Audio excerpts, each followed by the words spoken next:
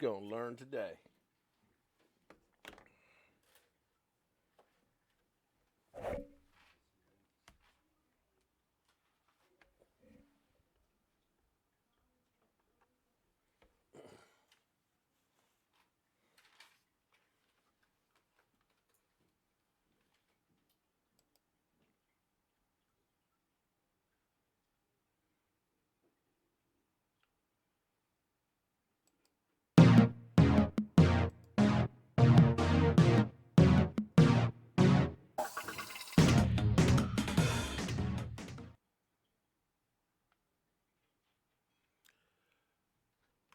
Well, hello, friends. Mark Holmes here with my buddy Cowboy Joe Boo. And as always, thank you guys for watching, commenting, and subscribing to the Joe Boo Sports Report. Because without you guys, well, this just doesn't work.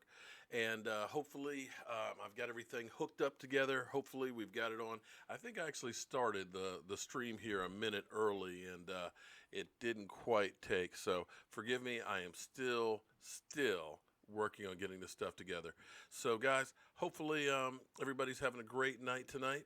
And I am waiting for Mark Holmes and see, where are we? Where is our live stream? Been working on getting this stuff together and had some problems here actually at my house where some of my floor joists were actually rotted out or actually eaten up by termites. So been working on that most of the day today, trying to get stuff together. And haven't been able to do everything that I want to do. Now, unfortunately, I don't see where the chat is. I think I may have messed up on this and I'm on the wrong spot. So forgive me while I figure out where it is. Let's see. You know me, guys. I am technology challenged and trying to get the stuff together. Let's see where it is. Where is my streaming? Where is the live stream? Okay, new coach. Okay, here we go. Finally, I see where we're in here. Hello, everybody. Forgive me. I'm still getting all the bugs and everything out on the system and things, but I think we're going to actually have some really good stuff that's going to be working. And I see, I've got a bit of a ghost from the TV that's in front. We'll get all the bugs and stuff out. I hope everybody is doing pretty good. It'll be interesting to see how many Eagle trolls show up because, you know, they've just been wearing the hell out of me. They want to say that, is Mark putting out sound? Are you guys not not hearing anything? New studio looks good. The picture's not clear. Okay. I probably need to bump up the, hold on, guys. I don't know if I can do that right now. Let me bump up the resolution just a little bit here. I can't see the damn thing. It's too far away. Copy. Advanced setting. Okay. We'll work on that on the next broadcast. Forgive me, guys. Again, I'm still working out all the bugs and stuff. I am technology. It's very low. Let me turn it up just a little bit for you guys.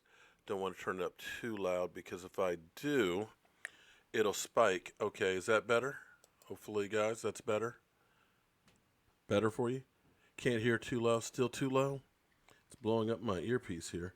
Okay, how about that? Hard to hear me. Okay, let me turn it up just a little bit more. Sounds good to you. Okay, you know, I'll get it all together here sooner or later, but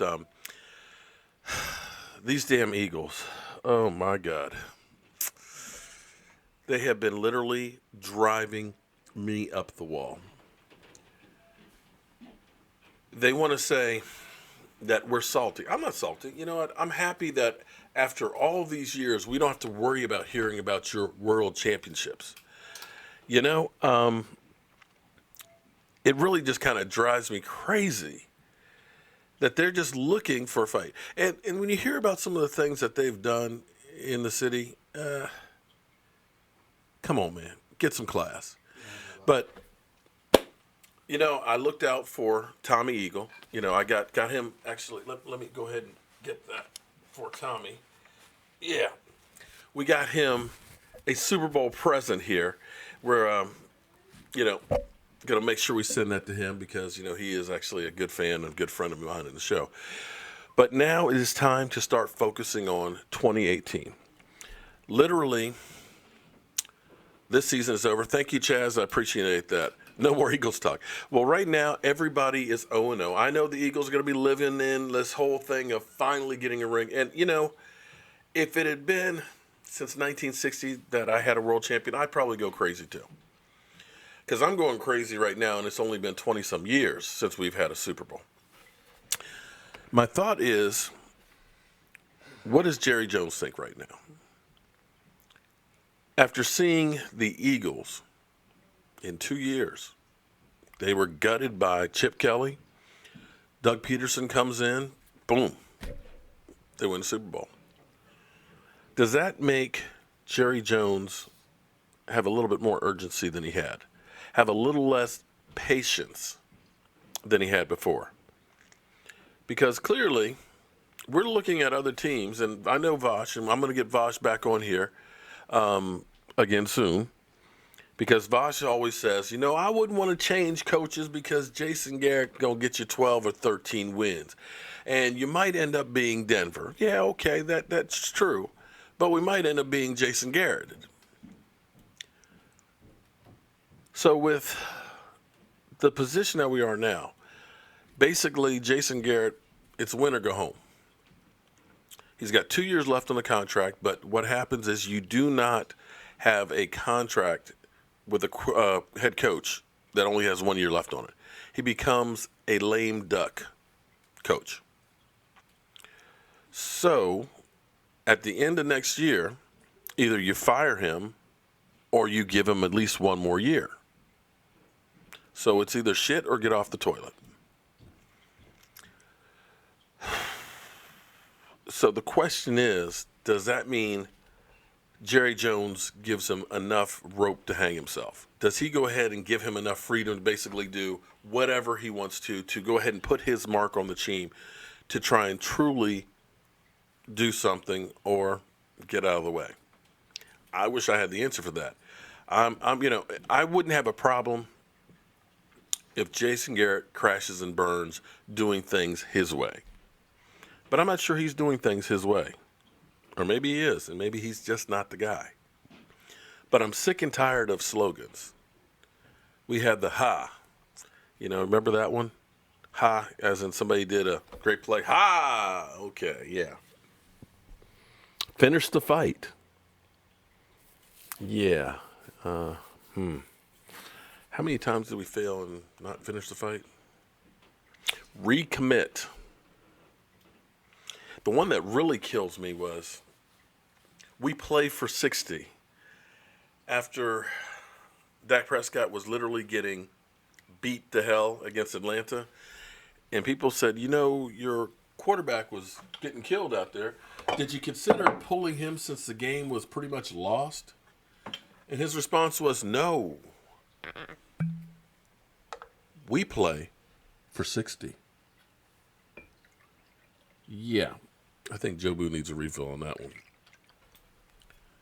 So unfortunately, Jason Garrett is what we got for this year.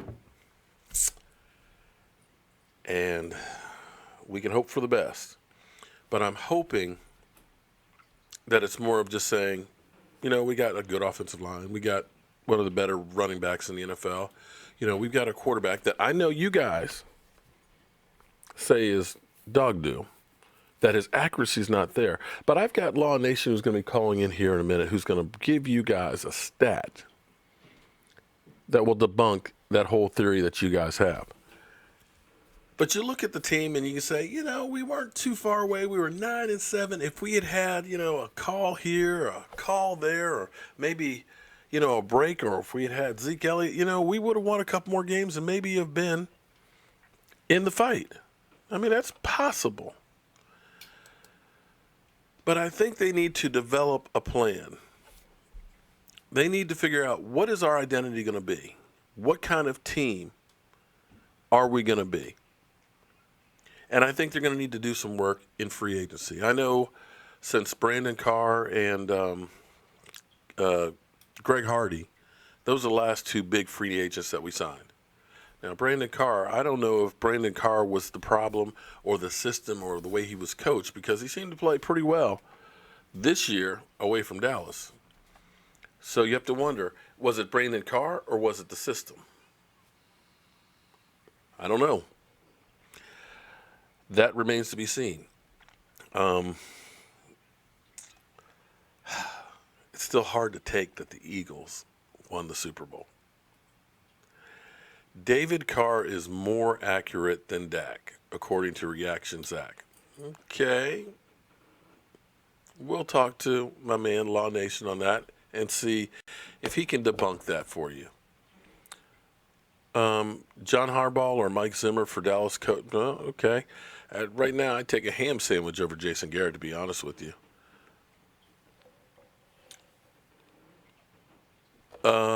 Mike, I agree with you on that one as far as the whole situation with Zeke Elliott. You know, there's so many players out there that basically the NFL have given a pass on domestic violence, who definitely you could see that there was a whole lot more there than what you saw with Zeke Elliott. But unfortunately, we're Cowboys. We don't get the breaks. We don't get the calls. We don't get the holding penalties. You know, when you looked at, and again, this will be the Eagle fans saying it's sour grapes, but when you looked at Zach Ertz's touchdown and Dez Bryant, you know, it's funny how everybody says, oh, they're totally two different plays. Yeah, they were identical plays. We just didn't get a call. And unfortunately, the way they have that thing, it's kind of left to interpretation. Jerry Jones will get out of Jason Garrett or the Cowboys' way. Just too big. Okay. Well, I wish I could figure out what Jerry Jones is thinking. I wish I knew, because you got to look at it and say, we've been here 23 years and still it's not working. I got to do something different. System definitely bro for Carr. Okay.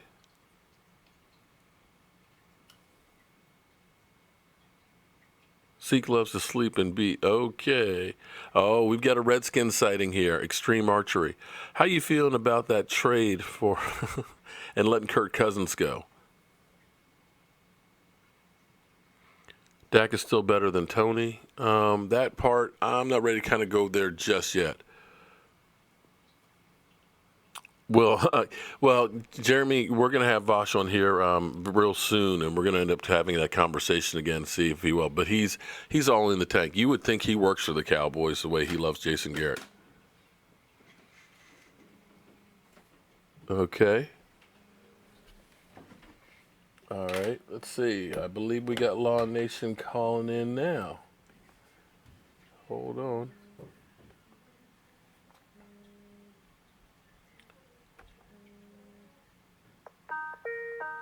Here we go. We'll get Law Nation on here.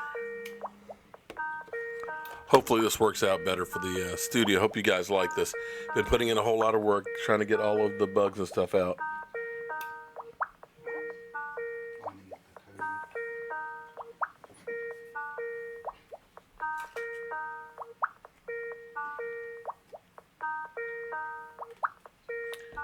Okay, still trying to connect here. Hold on 1 second, guys.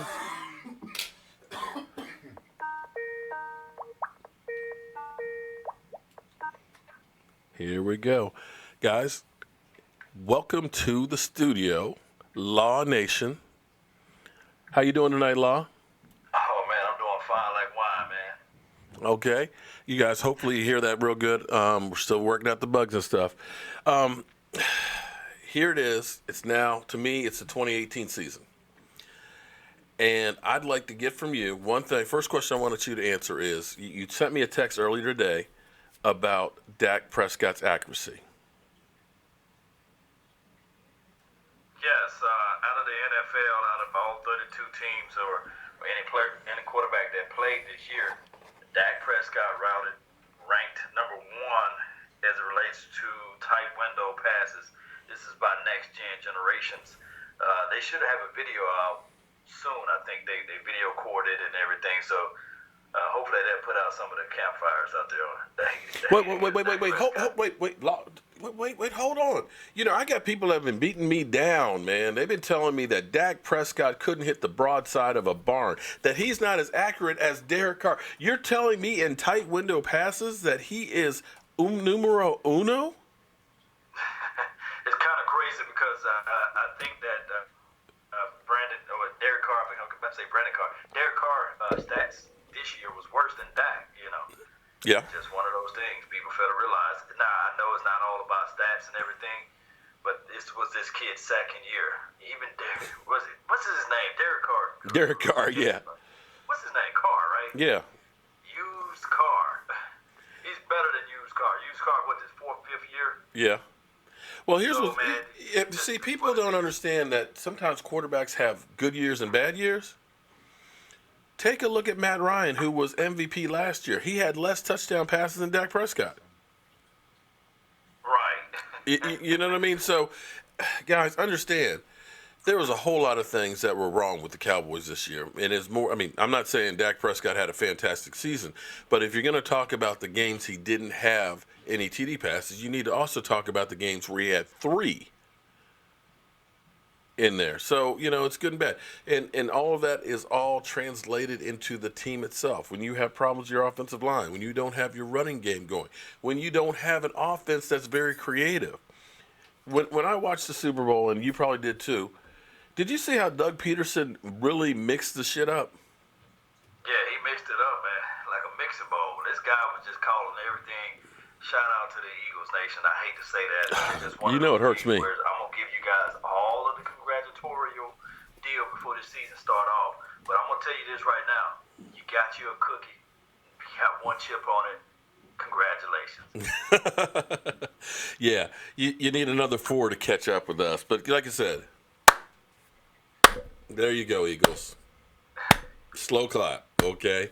But no, seriously, I'm envious of them because they turned their team around in 2 years. We've been stuck on stupid now 7 years and still spinning our wheels. In your mind, what does a team need to do to go ahead and get that ring? Well, we know we need an explosive player. As much as I love Dez Bryant, I mean, the calling card is out for him. When I look at film on him, everybody's saying, well, you know, with Tony Romo, he was doing this and doing that. Well, if we go back to 2015, the first opening game, I know that Dez Bryant was injured. But if you go back and watch the game, I posted on my channel, you will see that Dez Bryant is still the same Dez Bryant as we see today. He going to need to get better, and it's not going to happen in 7-8 years for him. Oh, amen on that one. You know, and when we look around and start seeing what these quarterbacks are making, good Lord. Jimmy Garoppolo getting that $137 million contract, and I see some of these people out here like, oh, go get Kirk Cousins. If we were hypothetically to go get one of those guys, who else are we going to be able to field on the team? We will be a monkey's uncle if we go out and get Kirk Cousins. Didn't we see Dak Prescott beat Kirk Cousins? Did they sweep him last year?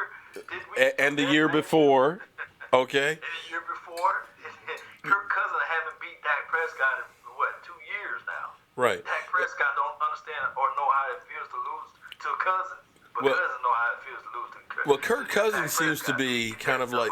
He seems to be kind of like Tony Romo when he was Tony Ono, but they just don't call him that because how many times have we seen him throw a pick down the end? You know, he'll have great numbers, but then all of a sudden he'll throw a pick in the end that ends up being a game changer. I've seen him do it twice against the Cowboys, but, you know, be that as it may.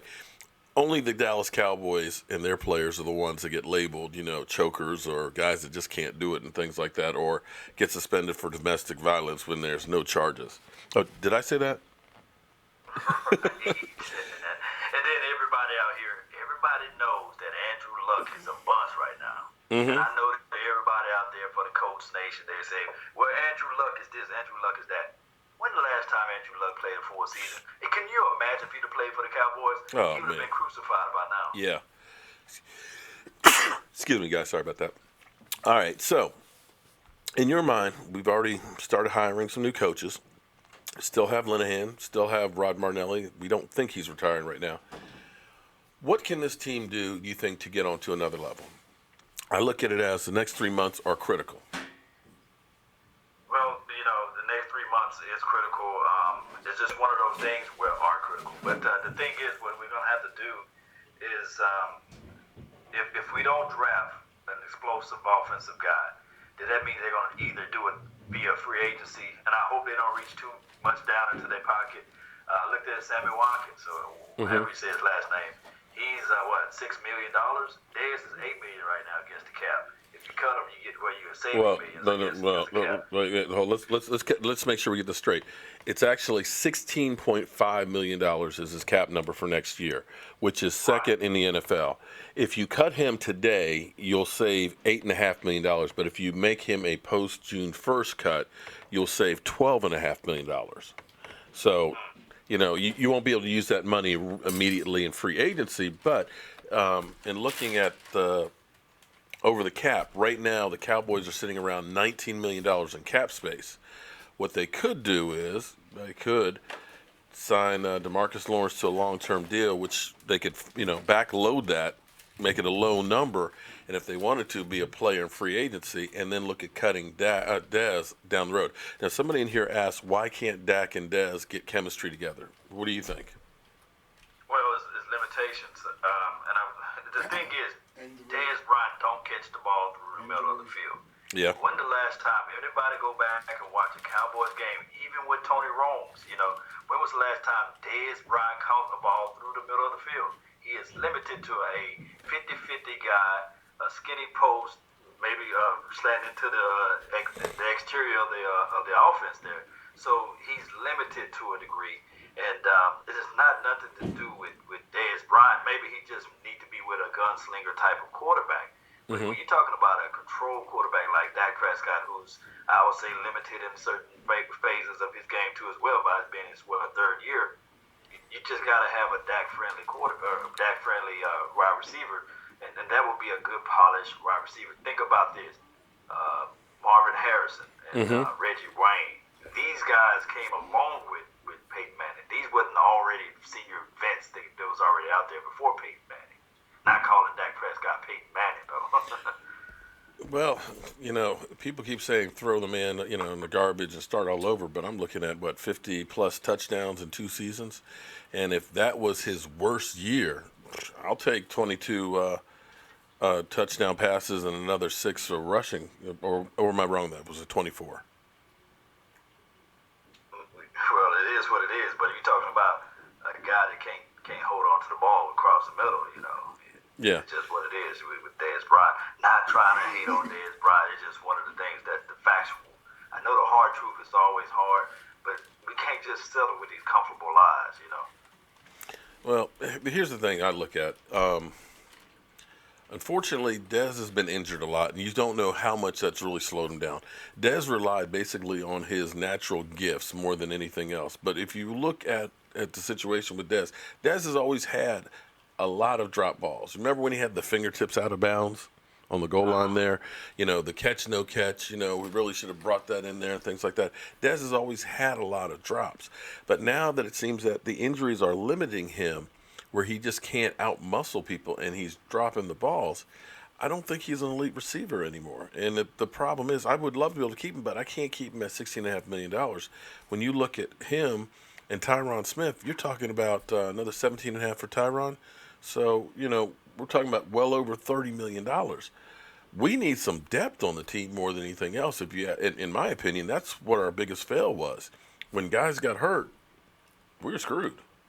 Yeah, we were. And just to answer some questions that was in the chat box there, Mark, they were saying that, Dez Bryant plays X, so he's out on the outside. Not necessarily. I seen when I looked at the film, if you guys feel free to go to the All-22 film, you will see where the team flexed him to the inside of the line, played flanker. They also played him in the slot position. They rotated him out to even to the Z. So they did those things to try to create space for Dez, but he don't get the separation. He's just not there. You're just kind of looking for something that you're just not going to be able to see. Maybe it's a targeted window if the separation is different. But how can you trust that when you don't have the ability to catch the ball when it's needed in traffic? But neither here nor there. move on from Dez, but I'm telling you, Dez Bryant is not the answer for this Cowboys roster coming down the line with Dak Prescott. It's just not going to happen. Just like Jason Witten can't stretch the field through the middle of the field, it's just not the answer. Jason Witten is Jason Witten. It's just not going to happen. Sorry to tell you guys the truth, but that's just what it is. Yeah. I can't lie to you guys. I can't say, well, let Dez Bryant run a fly route, he'll catch it every time, or let Jason Witten run up the seam and he'll be wide open. No, this is not going to happen. I hate to say it. It's just the truth. Yeah. He's not Zach Ertz. Unfortunately, I have to agree with you on that. Well, we keep hearing that everybody's talking about making the offense Dak friendly. So the question is, what does that mean when you say Dak friendly offense? In your mind, what does that mean? Well, what it does, what that means is a polished, good route runner, somebody who can create and get separations with either can break the double team and things of that nature. Now, it's not really necessarily a Dak-friendly receiver, but you look at the offense collectively. Of course, Zeke won't hurt at all if he's out there for 16 weeks. Then you have Ezekiel Elliott, who will at least bring down an extra man in the box. And if you had a tight end that can just stretch the field, maybe James Hanna will see more field. Jeff Swain will get more man opportunity. Those guys, when you roll out and you have those one-on-one open receivers, you'll see a different type of offense. You'll see a better offense too as well. So that's what a Dak-friendly offense will be. A wide receiver that can create space on his own, a wide receiver that can take advantages of the opportunity when they're out and just take the top off the defense. One of those guys too as well will help this team out tremendously. And I think they need to also design the offense more towards his skills, because when you look at him out in space, going in the naked bootlegs and things like that, and going out and creating space, I think they need to actually not necessarily make him run more, but give the threat more of him being able to use his legs. I mean, he's built like a linebacker. It's not like you've got Sam Bradford where, he gets looked at by a linebacker and he busts a knee. But to be able to use some of his actual gifts. Like I said, when he does that rollout, you go ahead and you get the flow going to the left, he rolls out to the right and can hit somebody in space, he's deadly. But to me, they didn't do enough of that stuff of moving the pocket and moving him around. And I think that's one of those things that they need to do with being a little more creative with that offense. Yeah, RPOs will help out tremendously. We saw what it did with the Jaguars quarterback. Oh, definitely. Nobody in the chat box can say, well, the Jaguar quarterback is a better passer than Dak Prescott. Come on now. Yeah, well, again, people are going to have their own biases and things, so they're going to end up saying, I don't care what you say, he just sucks. But we'll just leave that as is. We're actually not going to take any calls tonight because I don't have the phone hooked up to the system. And answer somebody else's question, I have to get another cable to actually hook up the other computer to the mixer. Give me a little time. You remember, I'm old and technology challenged. We're going to get there, and we're going to have this thing really, really cool. So it's been a long time, or not enough time from coming back from the Super Bowl. But over the next couple of weeks, you'll see this really get together better. But I had another question for you now. I can't remember. Free agency. Free agency is 5 weeks away. Do you think that this will be the season that the Dallas Cowboys decide, you know what, we need to step up a little more instead of bargain basement shopping? Let's get away from the Grant Thorntons and guys like that that are dirt cheap, but really haven't busted a grape for our team.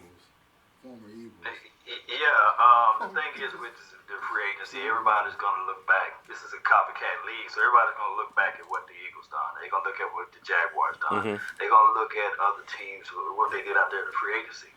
But what I'm saying with the Cowboys philosophy, it's cool, but just don't go crazy with it. Just get you a one-star player. Don't get the scrub guy that's like 5th, 6th round capability prospect type of guy. You got to start Latuate. I think that's how you say his name. Play for the what's it called, the team? The Panthers. Oh, okay. He played for the Panthers. Plays the 1 tech or the 3. Put his hand down in the dirt. He's one of those guys that can create pressure up the middle. That would be a good pick for us. That would be a good deal for us off of free agency. Or if you go out and you say, okay, I want to create an explosive offense. Maybe the John Browns of the world, Dante Moncrief. Right. Get you explosive wide receivers. That way you won't have to pick in the draft. Everything is better when you have a known commodity versus a unknown commodity. Free agency, Right. That's where you want to look at when you're talking about free agency. Well, that's when you go with the 19th overall pick and grabbing a best player available. A guard. Yeah. Well, you can't build a team through free agency. Right. But you have to supplement your team. And that's where last year I was like, if there was any way possible, if they could have signed Calais Campbell, oh, shit. That defense would have been a lot different. Now, there's one guy that this is my offseason guy. If the Jets don't sign him, is Demario Davis, okay? I'm going to say Demario Davis till he's either re-signed by the Jets or signed by somebody, because that was a guy who last year, he went to Cleveland, Siberia, I like to call it, and basically failed. Basically thought his career was over. The Jets brought him back. They originally drafted him, and lo and behold, he had 98 tackles, solo tackles, had I think 137. He's a free agent. Now, we don't know if the Jets are going to step up and pay him, but if you get a guy like that who stays healthy in the middle, put Sean Lee back on the outside, use Jalen Smith in the right position, all of a sudden we're okay, because I think we're going to lose Hitchens. Yeah, if we lose Hitchens, we probably can absorb that, only if Sean Lee is able to stay healthy for 16 weeks. The thing is, we play so much nickel. That means that you bring in an extra defensive back out there. That's where you can see the growth of Xavier Woods out there. You see the growth of Cheeto Bay-Awuzie playing them guys and putting Frazier into the box. Maybe you play a little bit more nickel. Maybe we have a little bit better upfront pressure. Yeah. If we draft a guy like Hurst, or we draft a Deron Payne, or Vita Veda is there, we'd be really looking good. But if we do something like that with the defense, then we okay. We were okay losing a linebacker, in my opinion. Or we may have Tremont Edmonds. There's so many options out there. So, like I said, it's still early, still young in the season. Yeah. Well, I think we're going to lose. I think Skandrick is not going to be back. I don't think Tyrone Crawford is going to be back either. I think they're going to look at it and say, Tyrone Crawford is $9.5 million. Had 4 sacks, or was it 5? And you look at Taco, who played half the snaps, who had 3, and you say, okay, he's only about $1.5 million cap hit. Maybe we start playing Taco a whole lot more and let Tyrone go. I like Tyrone Crawford, but he's had an injury history and has never really lived up to that contract. And other guys, who else do you think might not be back as far as free agency goes? Well, maybe it's a will and deal type of situation. Maybe we can trade somebody, but I don't know who else. But maybe the Riverboat Gambler, Jerry Jones, can finally strike gold with Randy Gregory. Hopefully he can just come back and stay off the weed. I see your face. Maybe he can stay off the weed, and maybe he can just be the extra guy off the edge. I'm curious if he stayed off the weed just while he's been suspended. I mean, all I got to say is that must be some good-ass weed, because it's literally cost him about $20 million. Yeah. And then don't forget about number 99, if he's still wearing that number, Tapper. Yeah. And it would be nice to see him step up and get some, reps in there and really be able to play too. I think it was more of a numbers game for him this year, because you had so many guys that were actually playing well on the defensive line until we didn't get any more holding calls, and everybody figured hold the hell out of him and you're not going to get the call. Yeah, Brice Butler gone. They're talking about Brice Butler. We left him out. I don't think this team can tolerate anybody speaking out. Oh, Brice, I think there's a chance that Cole Beasley might not be back. There's an out in his contract as well, and that's another one you kind of look at and say, we can save about $3.5 million, depending on what they want to try and do. He'll be on the street for one day, and the New England Patriots will pick him up. Yeah, well, you're right about that one.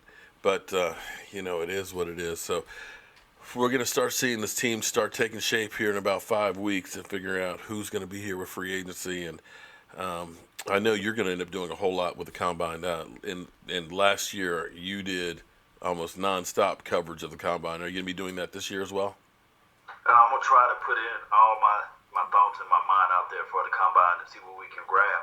Now keep in mind, guys, people that's in the chat box, and I'm not trying to say I'm listening to you guys, but we got to have different opinions.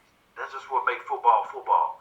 We don't have to agree just because we rooting for the same team. We don't have to agree on everything in the same order. And just because somebody have a down season, you don't throw in the towel.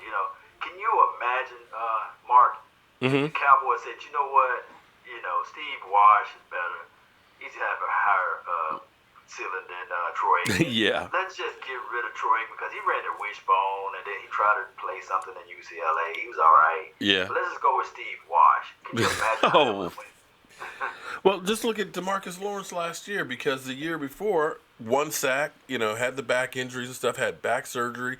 And everybody basically said he's a bust, forget about him. And the same thing with DeMario Davis I was just talking about.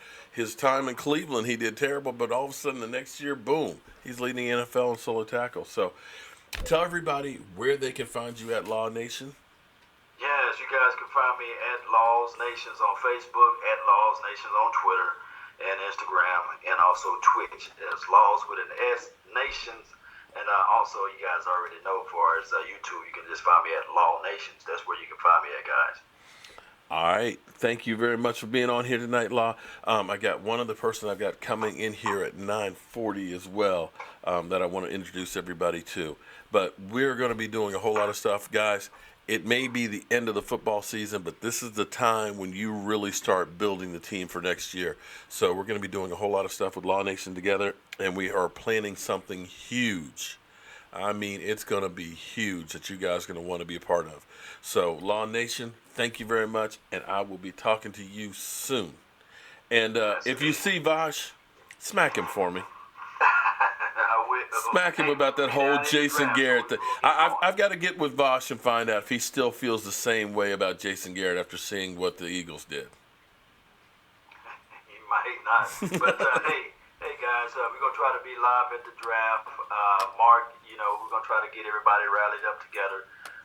You guys don't forget to continue to help donate and help support the channels so that we can have a fantastic show out there. We're going to have roving cameras and mics and all that stuff and stand and selling merchandise and stuff like that so we can support the nation. So salute, guys. We'll see you out there at the draft. Peace. I believe you just let the cat out of the bag, didn't you, Law? Oh, man. My bad, but hey, you guys get ready now, so reach down into your pocket. Okay. All right. Since he's already started talking about it, we will be at the draft, but we won't tell you exactly how we're getting to the draft. But believe me, it will be huge. It will be like nobody else's draft party ever down there. So if you guys that are in Dallas, or if you have any idea or desire to go, you're definitely going to go. And we're going to have the meet and greet from, I don't know what we're going to call it, but the meet and greet that's going to be incredible down at the draft. So we're actually been planning on this already for well over a month now. So it's going to be big. All right, Law, I will talk to you soon, man. Thank you very much as always. And again, if you haven't subscribed to Law, what the hell are you waiting for? Get out from underneath that rock and get on Law Nation. I'll see you soon, man. All right. That's Law Nation, man. Law is my man. Law is fantastic. Law does so much more draft breakdown. I wish I had the time to do more than what I'm able to do right now, but unfortunately, I just can't. I mean, I've got my day job that's going on and stuff, but Law is really, really good. He does film breakdown on players and stuff like that, and as we get closer and closer to the draft, we're going to be doing more and more stuff. Now, I have one other guest that's going to be coming in here tonight.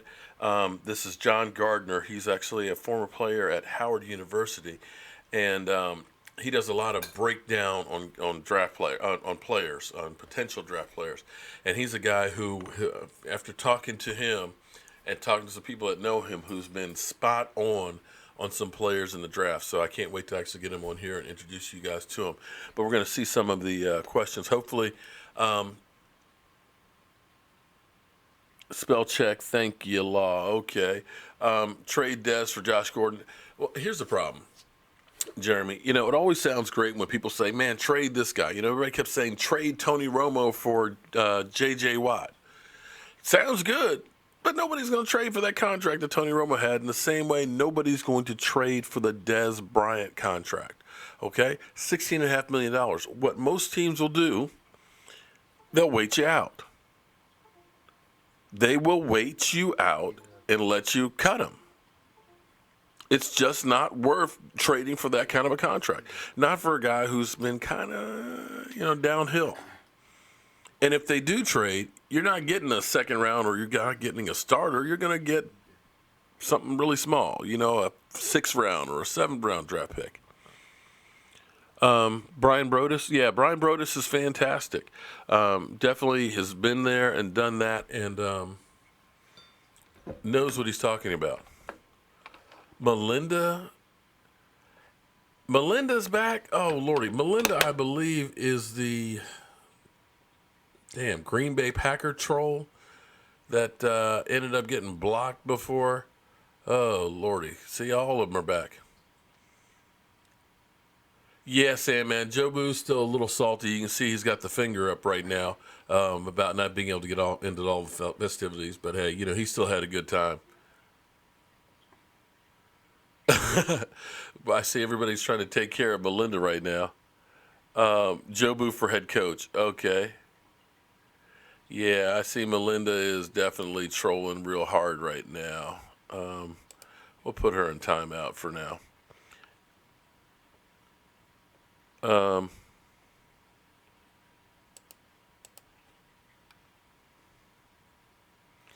Wow. I did block her, guys. I'm sorry, I wasn't looking at the whole channel there. Let's see. I believe this is John calling in.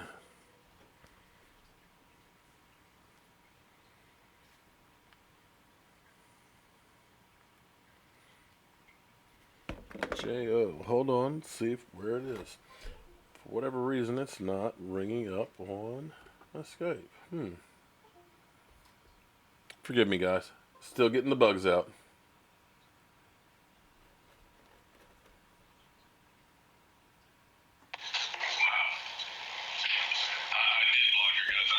Hold.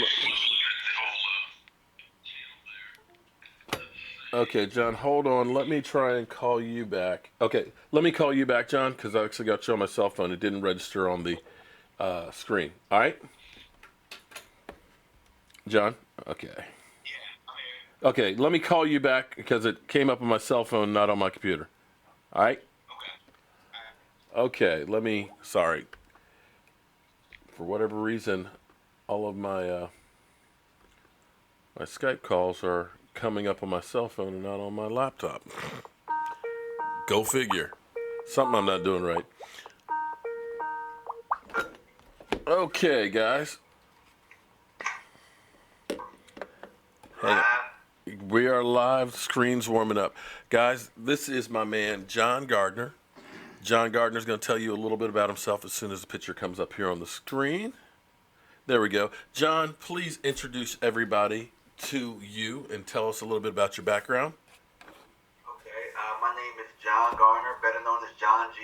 I am the DMV Dallas Cowboy. I've been doing, I've been playing, obviously I've been playing football for a while. You told them the last time that I've been on, I played for Howard University. I played alongside Anton Bethea, who was a Cardinal. I'm just looking to break down some Cowboys. Last couple of years, last year I did it, but 2 years ago I really broke down the draft pretty well, and I'm looking to do so again. I have a couple videos out there now. DMV Dallas Cowboy on YouTube, DMV Dallas Cowboy on Twitter. Yeah, now, guys, check out his channel. He's, like I said, he's new to YouTube. Well, pretty much new to YouTube, but is great at breaking stuff down. Just like Law Nation, he'll go through and he will analyze and stuff, players that we may want to definitely take a look at. So you've already put up a couple videos right now. Go ahead and break down for us. I've been literally in La La Land with the whole Super Bowl thing. I have been out of the loop basically for our Dallas Cowboys and stuff, and haven't had a chance to really start digging deep into the draft and stuff. So tell me a couple of the players that you are really high on. Okay, so far what I've been doing is a wide receiver series. Obviously, with Cowboy Nation, the wide receiver position is something that is pretty high in demand. So what I've been starting to do is break down a couple of guys there. Really, I've gone through three of them. As a matter of fact, Calvin Ridley, who's pretty high on everybody's list, I already did him. Anthony Miller out of Memphis, I'm really high on him. Another guy that I just broke down, that a video I just posted a couple of minutes ago, DJ Moore out of Maryland. So I'm a big Maryland Terrapin fan. I broke him down. But there's a lot of guys out there. USC has Deontay Burnett, Deion Kane from Clemson. Christian Kirk from Texas A&M is pretty big on a lot of guys' radar. I've also been breaking down a little bit of linebackers. There's a linebacker out of Clemson. I forget his name. It'll come to me a little bit later, but he's pretty good. I showed him the Clarence the other day. Everybody should know who Clarence is. Yeah. And then the linebacker from Alabama, who I've become pretty high on, Rashawn Evans. I actually did a mock draft a couple of days ago. We can touch on that a little bit later, but pretty high on him, and pretty high on a couple of safeties. There's a possibility that Derwin could be there from Florida State, and I think we should take him higher than anybody, any receiver, any lineman. If Derwin James is there, we need to take him. Okay. All right. In your mind, okay, here's a question I always ask everybody. In your mind, what was the biggest failure for the Dallas Cowboys, and how do they correct it this year? I think the biggest failure, ultimately, no matter how you slice it, is Zeke Elliott missing 6 games. And I think that it comes down to the culture. I think that was the biggest failure, because not only Zeke Elliott messing up off the field, but it just doesn't seem like anybody else was able to hold anything together.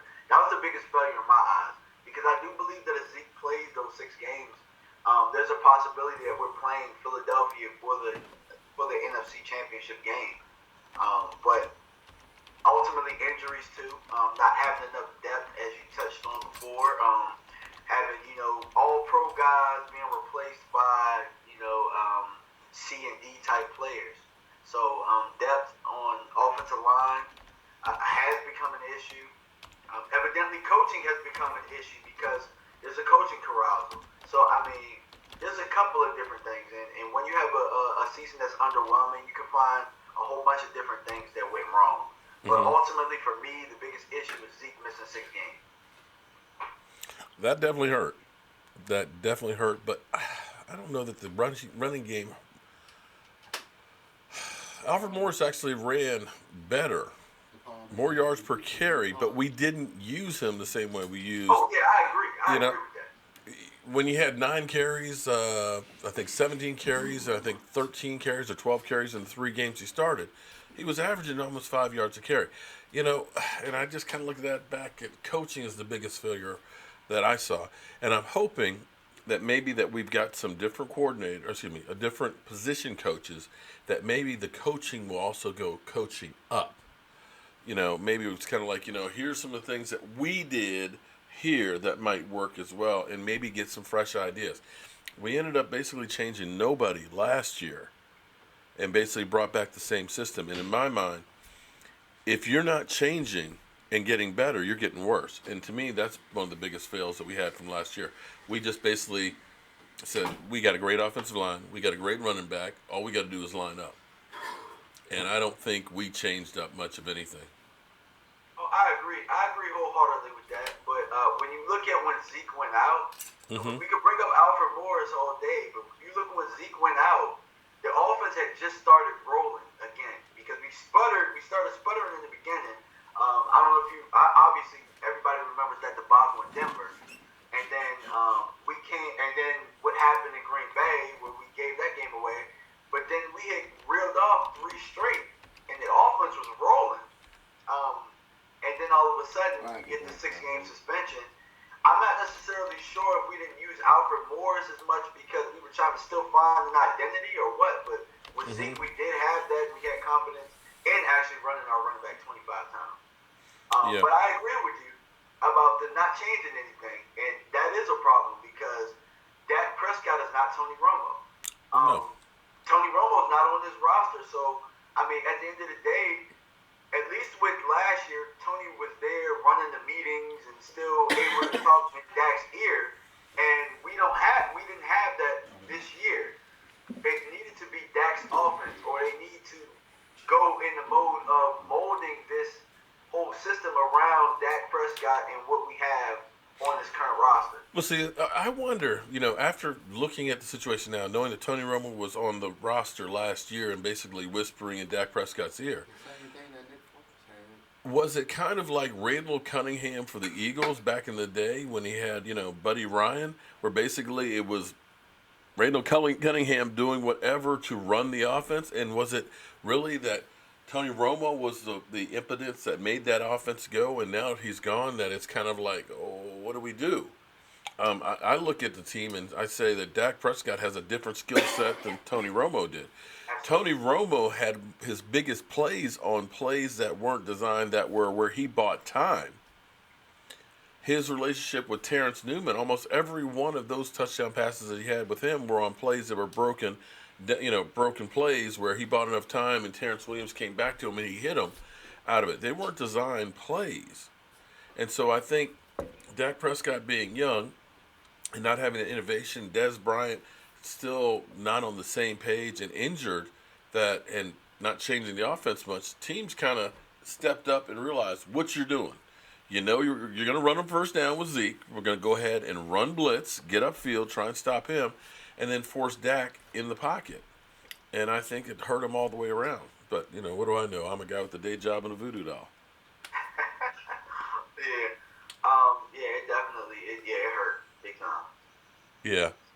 But I apologize, guys. I am off my game completely because I've been gone, and it's just I'm so happy to be back down here in the man cave. I hope you guys are enjoying having our guest hosts and stuff in here. I still have some more cables and still have some more stuff, so bear with me. We're going to get this stuff together where it's going to be really, really good. But make sure you guys definitely check out John. Tell everybody what the name of your channel is and where they can find you. You can find me at DMV Dallas Cowboys on YouTube. I just put out a video on DJ Moore out of Maryland a couple of minutes ago. You guys will enjoy it. It's my best one yet. And on Twitter at DMV Dallas Cowboy singular. Well, Cowboys Legend, I know you're hating behind. You're always trying to catch me. And, the thing about this channel is, my motto is spread the mojo. I have no problem working and trying to help others and things like that. My thing is not to bring people down. My thing is to bring people up. And the the MVP curse is real because Tom Brady was it this year and lost the Super Bowl. The year before, it was Matty Ice and lost the Super Bowl as well. And the year before that, it was Cam Newton and he lost it in the Super Bowl as well. So it's one of those things that it's real. Now, maybe Cowboys Nation, if you spend more time working on your channel and taking care of your subscribers, maybe you would end up growing a little bit more than hating on me. But what do I know? I'm a guy with a voodoo job and a day job. So I'm going to keep doing what I do. I'm sorry, I didn't mean to interrupt you on that one, but I just have somebody who's just kind of defecating all over my space in here and stuff, and I just figured I feel the need to respond. And I'm sure you're going to go ahead and do a live stream and say that I mentioned you on mine. Okay, back to you. Okay. Yeah, I mean, just anywhere you type DMV Dallas Cowboy on Google, you'll find something. So subscribe to my channel, guys. I got a lot of good stuff coming. And thank you for the opportunity of coming on. Okay. I appreciate it. Well, we're definitely going to get you over here since you're not very far away. So we'll actually do one of these shows live together, one-on-one, and I'm looking forward to being able to do a whole lot of stuff. So like I said, make sure you check out John, show him some love and everything else because he does stuff. He's just as good as Law Nation and stuff. So there's a lot of YouTubers out there that bust their behind to get your views and things like that to really give you a whole lot of information. And my man knows what he's talking about. John, thank you very much, man. And we're going to have you here on a regular basis, man. I'll be talking to you actually probably after the show here so we can get some other stuff together. All right? All right. Okay, so here, this is what we're going to be doing because I don't have all the answers. Cowboys Legend certainly doesn't have all the answers. But collectively, between other YouTubers and everybody else, we can get different ideas and perspectives on things that have happened or different points of view. And in the end, the more points of view you can get, you can come up with your own conclusions of hopefully something that's going to be right. We got to do better than what we're doing with the Dallas Cowboys. I love my Dallas Cowboys. And contrary to what somebody says about me being a bandwagon fan, I have been a Dallas Cowboy fan from my first memories. Growing up on the couch, sitting by my dad, watching football. I wanted to be like him, even though I grew up in the Washington, D.C. area. My support for the Cowboys has never wavered, and I will continue to support them with my time, my money, my heart, everything else. But it is what it is. But one other thing I want to do, I want to bring over my son, Michael Anthony Holmes. No, I'm not on the camera. Okay. Michael. Okay. Michael, he's a chip off the old block, I hope. Works hard like I do. He started his own YouTube channel. And tell everybody a little bit about your YouTube channel, Mike. Well, my YouTube channel name is Michael Anthony Fitness. And right after the live stream here, we'll be doing a live stream on the channel called the Fitness Hour from, oh, there you go, from 10:05 to 12 to midnight. And if you like, subscribe and join us for the live stream tonight, immediately following after the show. And on the channel, we were going to be doing a once-a-week live stream, the Fitness Hour, and then we're also going to be doing 2 days of the React challenges, and then we'll also be doing a minimum of 2 fitness-related videos a week on the channel. Mm-hmm. And I hope to see you guys on the channel. So, Mike, you are actually the first person to sit here at the desk. Very first in-house guest on the channel. And yes, he does look like Dak Prescott, a lot like Dak Prescott. We got that. I thought growing my hair would do the trick. So how does it feel to be sitting here at the sports desk? Is it comfortable? Do you feel like it's kind of cool, or if it's better than what was than the desk at the top before? Yeah, well, I've got the new desktop here. We've got the mic mixer here.